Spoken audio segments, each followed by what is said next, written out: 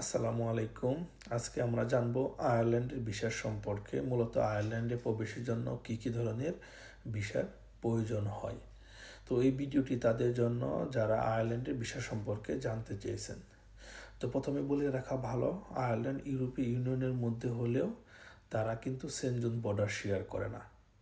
তো যাদের সেনজুন ভিসা আছে অথবা ইউটিআরসি কার্ড আছে, তাদের আয়ারল্যান্ডে আসতে হলে অবশ্যই নতুন করে ভিসার প্রয়োজন হবে।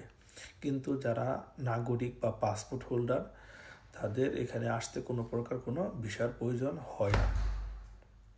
তো আয়ারল্যান্ডের ভিসা মূলত দুটি ক্যাটাগরির হয়ে থাকে, সি ক্যাটাগরি এবং ডি ক্যাটাগরি।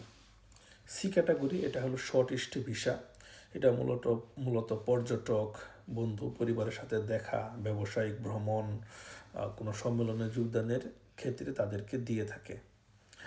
আর লং স্টে ভিসা এটা 90 দিনের অধিক হয়ে থাকে। এটা মূলত পড়ালেখা, কাজ, চাকরি, পরিবারের সাথে যোগদান, দীর্ঘ সময় ভ্রমণের জন্য হয়ে থাকে।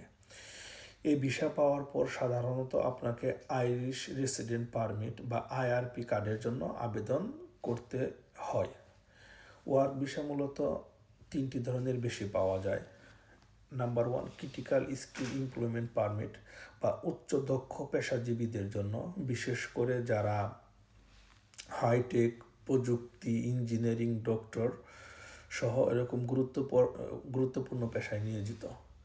দ্বিতীয়টি জেনারেল এমপ্লয়মেন্ট পারমিট। এটি সাধারণত ক্রিটিক্যাল স্কিল নয় এমন চাকরির জন্য দেওয়া হয়ে থাকে। আর এই পারমিটের জন্য অবশ্যই কোম্পানিকে লেবার মার্কেট নিড টেস্টের দরকার হয়।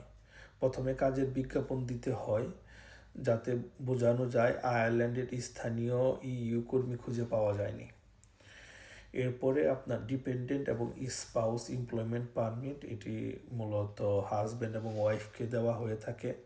যারা ক্রিটিক্যাল স্কিল পারমিট দাঁড়িয়ে আছে, তাদের সন্তান এবং ওয়াইফদেরকে এ ভিসা দেওয়া হয়। এছাড়া আরও বিভিন্ন ধরনের কিছু ওয়ার্ক পারমিট আছে।